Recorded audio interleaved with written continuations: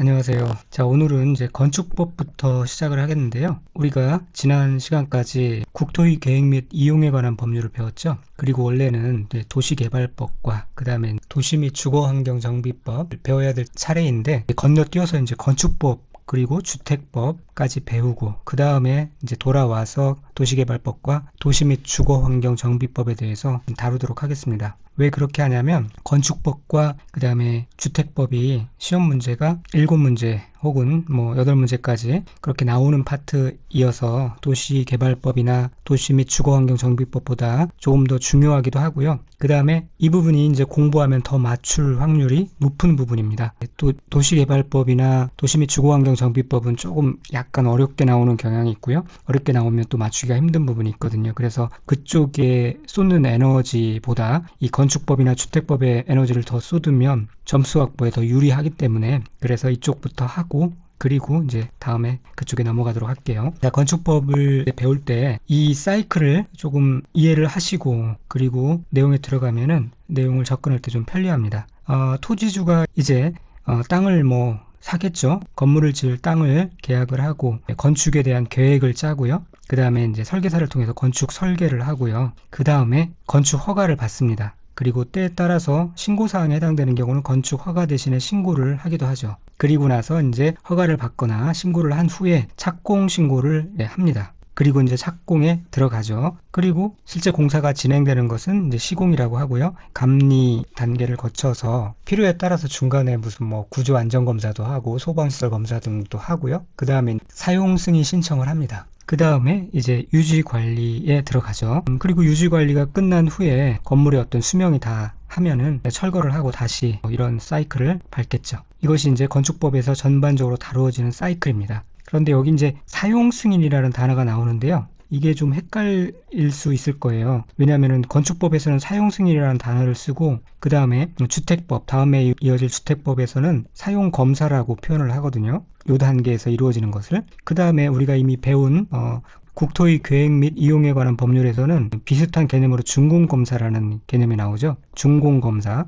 이 세 가지 단어들이 비슷한 그 위치에서 비슷한 역할을 하는 그러한 단어들인데 이 자체가 시험에 나오는 것은 아니지만 한번 정리를 해둘 필요는 있어요. 헷갈리지 않도록. 그래서 제가 표로 한번 정리를 해봤는데 준공검사는 국토의 계획 및 이용에 관한 법률 우리가 이미 배운 그 파트에 나오는 것이고요. 지금 우리가 배우는 이 사용 승인은 건축법에서 다루어지는 내용이고요. 그 다음에 이제 주택법에서는 사용 검사라고 얘기를 해요. 그래서 준공검사는 국토의 계획 및 이용에 관한 법률에서 나오는 것 문제없이 아실 수 있을 거고 혹시 요거 사용 승인과 사용 검사를 구분해서 알아두시려면은 이런 것도 건승 주, 검 이렇게 암기를 해두시면 확실하게 구분할 수가 있겠죠. 자, 준공검사는 적용 대상에 보면 개발행위 전체에 대해서 그러니까 건축물 플러스 기반시설 그 전체에 대해서 적용할 때 준공검사라는 표현을 써요. 그러니까 여기서 제일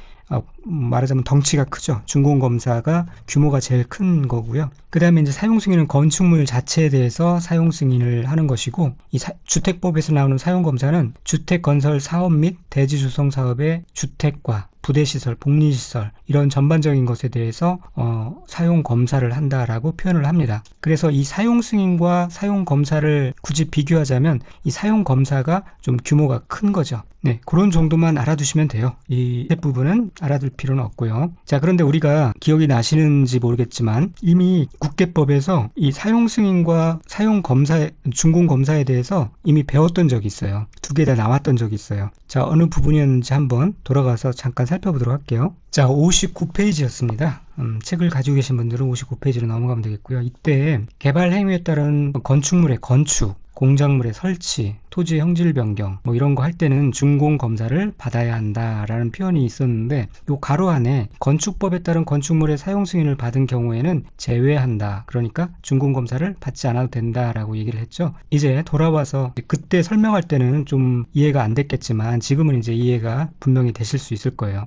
준공검사와 건축법의 사용 승인은 이제 같은 단계에서 이루어지는 비슷한 성격의 관련 행정기관의 승인 절차인데, 물론 이 준공검사가 훨씬 크지만 이 개발행위 중에 이 건축법에 따른 건축행위에 대해서는 이 건축법에 따른 건축물의 사용 승인과 사실상 그 내용까지, 성격뿐만 아니라 내용까지 거의 중복되는 거죠. 그러니까 이 건축법에 따른 건축물의 사용 승인을 받은 경우에는 개발 행위에 따른 건축물의 건축 행위에 따른 준공 검사와 사실상 같은 것으로 보아서 사용 승인 받은 것으로 대체를 할 수 있다. 준공 검사를 받을 필요가 없다. 그렇게 되는 겁니다. 자, 이제는 좀 더 명확하게 이해를 하셨을 수 있을 것 같아요. 자, 그럼 다시 넘어가도록 하겠습니다. 자, 그렇게 사이클을 이해를 해주시고요. 그 다음에 이제 총칙에 들어가서 뭐 이런 건 한번 읽어보시면 되겠죠. 건축물의 대지 구조, 설비, 기준 및 용도 등을 정하여 건축물의 안전, 기능, 환경 및 미관을 향상시킴으로써 공공복리의 증진에 이바지하는 것을 목적으로 하고요. 이제 용어 정의에 대해서 살펴볼 텐데, 용어 정의는 매 파트마다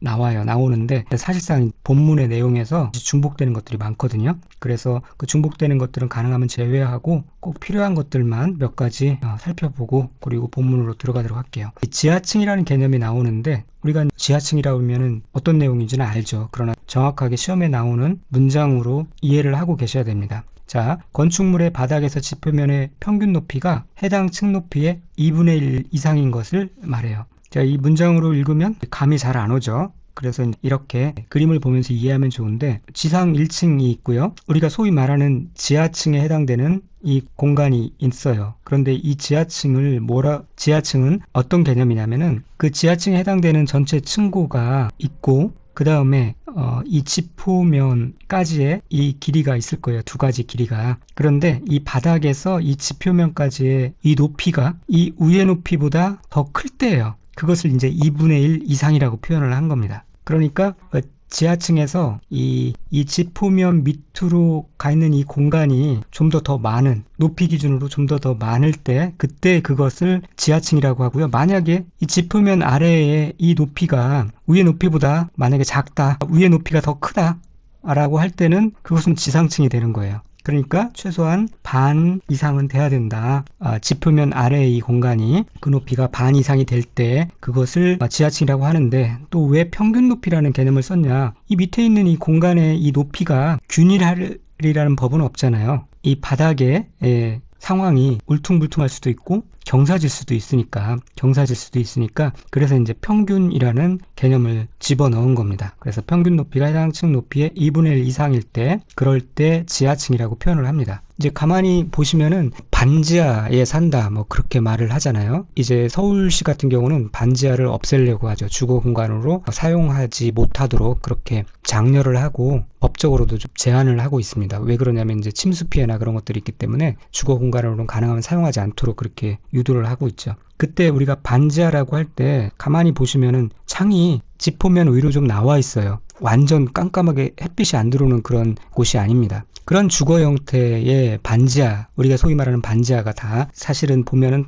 그 땅 밑으로 조금 더 들어가 있어요. 유리창은 상부에 조금 나와 있는 거죠. 그런 게 이제 지하층에 해당된다 라고 보시면 되고, 이 지하층은 나중에 한번 더 반복될 것이지만 층수에 산입되지 않아요. 3층, 4층이라 할 때 그 지하층은 층수에 포함되지 않고요. 또 용적률을 계산할 때도 그 용적률에 산입되지 않습니다. 하지만 이 건물의 연면적을 계산할 때는 그 지하층의 그 면적도 연면적에 포함이 됩니다. 나중에 한번 다시 보도록 하고요. 주요 구조부라는 그런 개념이 나와요. 이거는 이제 첫 글자 따서 암기해 두시면 좋은데, 가끔 또 시험에 나오니까 알아두셔야겠죠. 내기, 보, 틀, 바, 주 이렇게 암기하시면 되고, 뭐 여러 가지 암기 코드가 있어요. 그런데 이 순서대로 암기하시는 게 제일 좋습니다. 왜냐하면 나중에 그 리모델링의 개념에 대해서 배울 때 그때 똑같이 이 주요 구조부가 나오는데, 그때도 이 순서대로 암기해 놓으시면 편리하게 내용을 이해하실 수가 있기 때문에 이 순서대로 암기하시는 게 제일 좋을 것 같아요. 내력벽, 기둥, 보, 틀, 지붕틀, 그 다음에 바, 바닥, 주계단 딱 이렇게 되어야 되지, 여기 중간에 뭐 기라고 해서 사이기둥 이런 거 안 되고요. 본대 뭐 작은 보 이런 거 안 되고, 지붕틀이지 뭐 차양 이런 거 안 되고, 바닥이지 최하층 바닥 이런 거 안 되고, 주계단이지 옥외계단, 피난계단 이런 거 안 됩니다. 그래서 내기 보틀 바주라고 암기하시면 되겠고, 그 다음에 이제 발코니라는 개념이 가끔씩 나오는데, 이건 그냥 참고로 상식으로 알아두시면 좋을 것 같아요. 우리가 흔히 말하는 뭐 아파트 베란다 그렇게 하잖아요. 근데 그것은 베란다가 아니라 발코니를 말하는 겁니다. 자, 여기서 보시면은 우리가 말하는 이 베란다가 이건데, 이게 정확한 이름은 베란다가 아니라 발코니라고 해야 맞고요. 우리가 말하는 베란다는 이런 구조예요. 어떤 개념인 줄 알겠죠? 이 옥상 건물의 상층이 이렇게 층을 이룰 때 이런 공간을 베란다라고 합니다. 뭐 옥상 광장이라는 개념도 나중에 나올 거고요. 그 다음에 밑에쯤에 보면 이것도 참고로 알고 계시면 좋은데, 이 테라스는 건축물의 연장선상에서 설치된 이 평평한 구조를 말해요. 그리고 보통은 콘크리트 같은 걸로 되어 있죠. 타일, 석재 그런 것들로 이렇게 말하자면 성토가 되어 있는데, 이렇게 지면에 연결되기도 하지만 뭐 2층 이상의 돌출된 구조로 이렇게 만들기도 합니다. 그래서 호텔의 옥상 테라스 같은 개념도 생길 수 있는 거죠. 이 데크는 지면 위에 독립적인 구조로 설치된 구조물을 말해요. 주로 목재나 합성 목재 그런 것들로 만들어지죠. 이 데크는 지면에 설치된다는 게 특징이고요. 그래서 이 데크를 설치해서 뭐 카페 같은 데는 여기에서도 휴식 공간을 제공하기도 하고 하죠. 바비큐를 하기도 하고 일반 가정에서도 그렇게 합니다. 그런 차이가 있다는 것 참고로 알아두시고요. 이 설계도서라는 개념은 공사용 도면, 구조 계산서, 시방서 이런 것들을 말합니다. 그리고 이제 특수구조 건축물이라는 게 있는데, 이것도 뒤에 한번 나올 겁니다. 어떤 것들을 말하냐면, 한쪽 끝은 고정되고 다른 끝은 지지되지 아니한 구조로 된 보, 차양 등이 외벽의 중심선으로부터 3m 이상 돌출된 건축물, 이런 것들을 특수구조 건축물이라고 하고, 혹은 기둥과 기둥 사이의 거리가 20m 이상인 건축물, 말 그대로 20m면 굉장히 넓은 거리예요. 그래서 특수하다는 거죠. 특수구조 건축물에 해당한다는 겁니다. 그래서 특수구조 건축물은 이 3돌 4, 이거를 알아두시면 되겠고요. 그리고 건축물이 고층 건축물이 있고 초고층 건축물이 있고 준초고층 건축물이 있어요. 그래서 고층 건축물은 이게 30층이라고 할 때 30층 이상이거나 혹은 120m 이상인 건축물을 고층 건축물이라고 합니다. 자, 둘 중에 하나만 해당되면은 고층 건축물이 되는 거예요. 그런데 건축법에서는 4m를 한 층이라고 계산을 합니다. 그래서 30층 이상이면은 120m 이상이 되는 거죠. 30 곱하기 4, 120. 그래서 30층 이상이거나 120m 이상인 건축물을 고층 건축물이라고 하고요. 주택법에서는 참고로 한 층을 주택법에서는 3m로 계산을 합니다. 참고로 알아두시고, 이 고층 건축물에서도 이제 초고층 건축물이 있는데요. 50층 이상이거나 200m 이상인 건축물을 말해요. 5, 4, 20에서 200m가 되겠죠. 자, 이 그림에서 보면은 30층 이상이면은 고층이 되는 건데, 고층 건축물이 되는 건데, 고층 건축물에서도 50층 이상일 때는 이거를 초고층 건축물이라고 한다는 거예요. 자, 그리고 일반 건축물과 이 초고층 건축물 사이에 이 건축물을 초고층에는 미치지 못하지만, 그래서 이제 준이라는 표현을 쓴 거고요. 준초고층이다 라고 해서 준초고층 건축물이 되는 겁니다. 자, 이 그림을 보면서 이해를 해주시면 되겠습니다. 자, 그 다음에 이제 다중이용 건축물과 준다중이용 건축물 개념이 나와요. 다중이용 건축물은 말 그대로 다중이 이용하는 건축물을 말하고, 준다중이용 건축물은 그것만큼은 아니지만 그래도 다중이 많이 이용하는 건축물, 다중이용 건축물에 비해서 좀 규모가 작은 그런 건축물이 해당되겠죠. 자, 그러면 다중이용 건축물은 어떤 것들이 있냐면, 일단 16층 이상인 모든 건축물이 다 다중이용 건축물에 해당됩니다. 혹은 5,000제곱미터 이상인 건축물 중에서 요거 문종판, 운숙종일 때 다중이용 건축물에 해당됩니다. 자, 문화 및 집회시설, 그때 이제 동물원, 식물원은 제외하고요. 그 다음에 종교시설, 판매시설, 운수시설, 그 운수시설 중에 여객용 시설만 해당돼요. 사람들이 많이 왔다 갔다 하는 데죠. 뭐 화물용 그런 데는 사람들이 많이 왔다 갔다 하지 않잖아요. 그러니까 화물용 시설 같은 거는 운수시설이지만 해당되지 않고요. 숙박시설 중에 사람들이 많이 왔다 갔다 하는 관광 숙박시설, 의료시설 중에 종합병원이 많이 왔다 갔다 하겠죠. 그런 데를 이제 다중이용 건축물이라고 합니다. 그래서 이 16층 이상인 건축물과 5,000제곱미터 이상인 건축물 중에 문종을 판 운숙종, 문종을 팔고 나서 울었죠.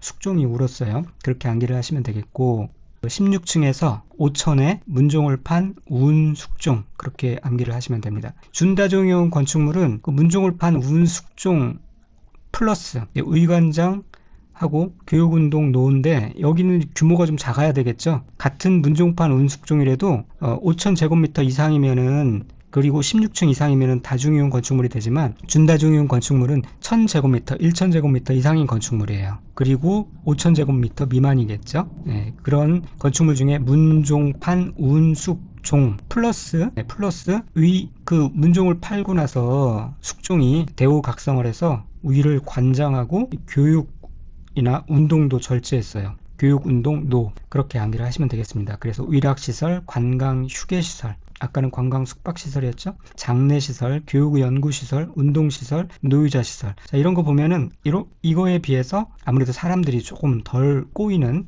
그러한 시설들입니다. 자, 이렇게 암기를 해두시면 되겠고요. 여기 동물원, 식물원, 업무시설, 수련원 시설, 제1종, 제2종, 근린생활시설, 이런 것들은 다중이용 건축물에 해당되지 않는다는 것까지 체크를 해두시고, 자, 오늘은 이렇게 좀 건축법의 맛배기만 좀 보고 다음 시간에 건축법의 적용 대상에 대해서 같이 본격적으로 살펴보도록 하겠습니다. 감사합니다.